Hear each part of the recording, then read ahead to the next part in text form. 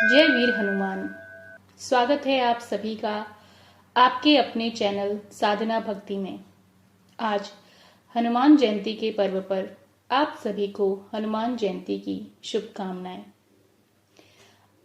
आइए जानते हैं कि हनुमान जयंती आखिर क्यों मनाई जाती है और उसकी व्रत की क्या कथा है।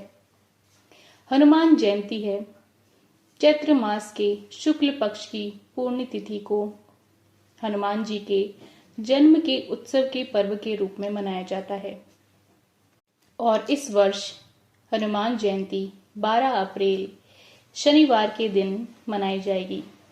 जयंती का अर्थ ही होता है जन्मदिन। हनुमान जयंती साल में 2 बार मनाई जाती है। पहली जो है वह कार्तिक मास की चतुर्दशी तिथि को मनाई जाती है और दूसरी चैत्र पूर्णिमा को मनाई जाती है। हनुमान जयंती के दिन हिंदू धर्म में इसे विधि विधान के साथ में अंजनी पुत्र हनुमान जी की पूजा अर्चना करके हमें शुभ फलों की प्राप्ति होती है। हनुमान जी इकलौते ऐसे देवता हैं जो आज भी पृथ्वी पर निवास करते हैं और अपने भक्तों की रक्षा करते हैं।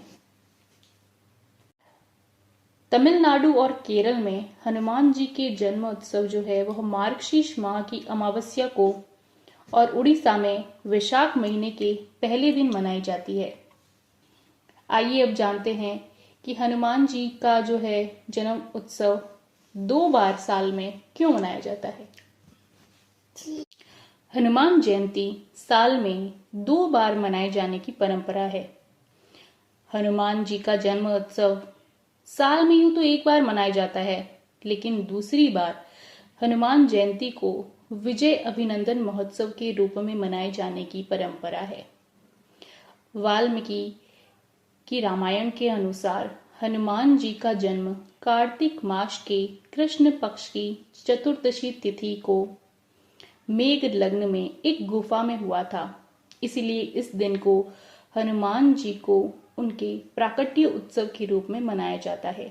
वहीं पर चैत्र मास के शुक्ल पक्ष की पूर्णिमा तिथि को हनुमान जी का जन्म उत्सव के रूप में मनाया जाता है। चैत्र मास की पूर्णिमा की तिथि को हनुमान जी का जन्म उत्सव और कार्तिक मास की चतुर्दशी तिथि को उनके विजय अभिनंदन महोत्सव के रूप में मनाया जाता है। इसीलिए साल में 2 बार हनुमान जयंती मनाई जाती है और आज के दिन यह उनके जन्म दिवस के रूप में मनाई जाती है। आइए अब हनुमान जयंती की व्रत की कथा सुनते हैं। एक बार अग्निदेव से मिली खीर को राजा दशरथ ने अपनी 3 रानियों में बांट दिया था। कैकेयी को जब खीर मिली तो चील ने झपट्टा मारकर उसे छीन लिया और अपने मुंह में लेकर उड़ गई। उड़ते उड़ते रास्ते में जब चील अंजना माता के आश्रम के ऊपर से गुजर रही थी तो माता अंजना ने ऊपर की ओर देखा और उनका मुंह खुला होने की वजह से खीर उनके मुंह में गिर गई। उन्होंने उस खीर को गटक लिया। इससे उनके गर्भ में शिव जी के अवतार हनुमान जी आ गई और फिर उनका जन्म हुआ।